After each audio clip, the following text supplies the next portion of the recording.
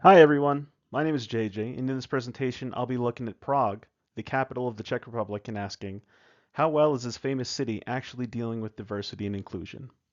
I chose Prague because it has a global image as a fairy tale city of 100 spires that attracts tourists, students, and digital nomads. But it's also a place where long-term minorities, new migrants, and the Czech majority are negotiating who really belongs.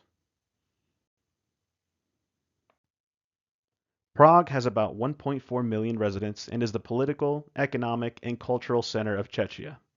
It sells itself as open, cosmopolitan, and European. Tourism is huge. Millions of visitors come every year for the castle, Charles Bridge, and nightlife. Behind that postcard image, however, the story is a little more complex. The population is still mostly ethnic Czech, yet roughly 1 in 4 people in Prague are a foreign resident. Large communities from Ukraine, Slovakia, Vietnam, Russia, and others live, study, and work there. That makes Prague a good case study for what we've discussed all semester: how difference can be both a resource and a source of tension. Three groups show Prague's diversity. First, the Roma. Roma people have lived in Czech lands for centuries and are one of the most marginalized groups in the country. Many Roma families in and around Prague face high concentrated poverty, high unemployment, and discrimination in housing and education. Reports estimate that almost half of Roma adults in Czechia say they've experienced discrimination. Second, the Vietnamese community. Vietnamese migration began in the socialist era labor programs.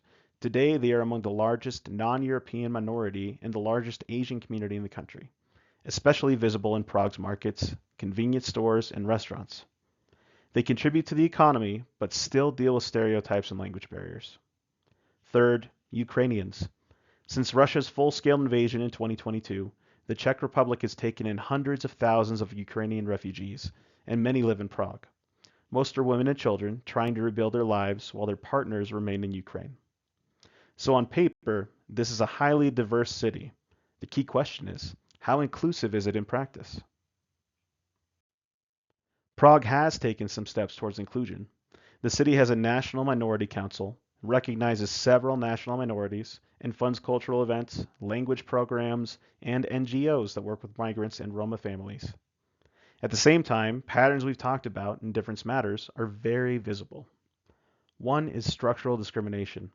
For Roma communities especially, difference is tied to unequal access to schools, jobs, and housing.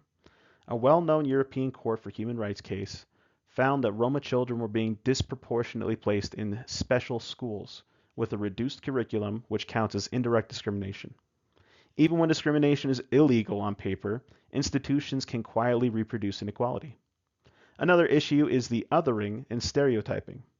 Roma are often framed as problem neighbors. Vietnamese people are seen as hardworking but forever foreign.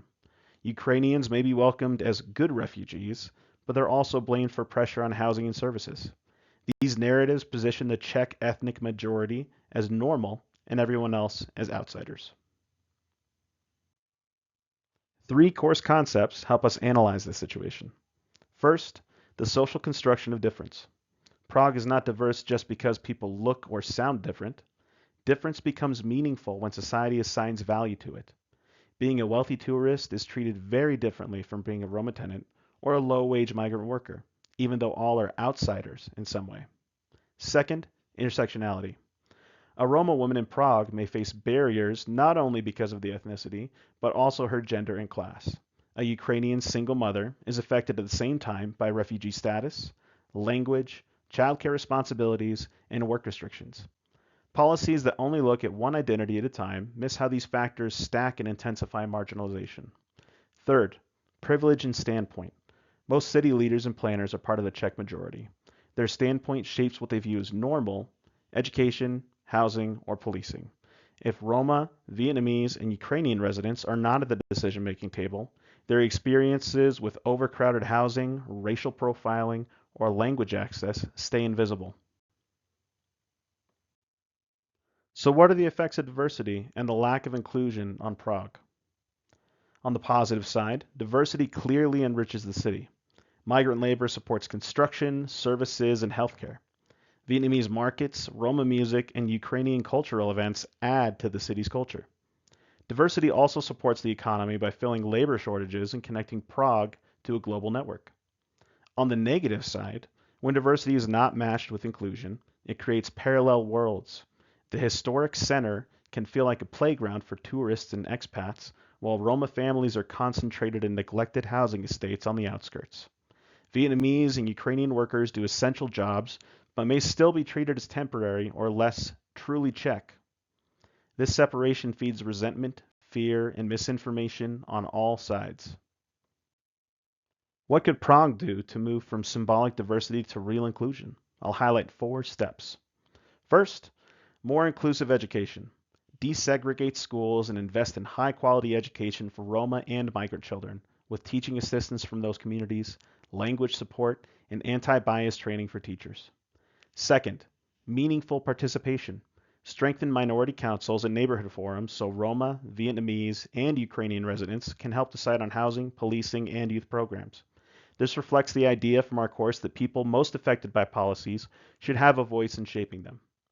Third, confronting everyday discrimination. Support campaigns that challenge stereotypes, fund intercultural festivals in mainstream spaces, and make it easier to report discrimination in hiring, housing, and policing. This targets the everyday communication practices that Difference Matters says help reproduce power. Fourth, economic inclusion. Work with NGOs and businesses to create apprenticeships and job training for Roma and refugee communities, while also supporting small entrepreneurs with clear information in multiple languages about permits, taxes, and legal rights. To conclude, Prague is often sold as a timeless, beautiful European capital, and that image is real, but incomplete. It's also a city where nearly a quarter of residents are foreign, where Roma, Vietnamese, and Ukrainian communities are reshaping neighborhoods, and where questions about who truly belongs are still very active. Using ideas from Difference Matters, we can see that a difference itself isn't the problem. The issue is how power and institutions decide whose differences are celebrated and whose are treated as a problem. If Prague focuses only on tourism and surface level multicultural festivals, diversity will stay something you consume for a weekend trip.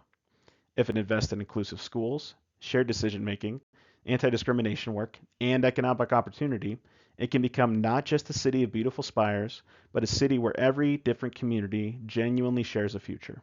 Thank you for listening.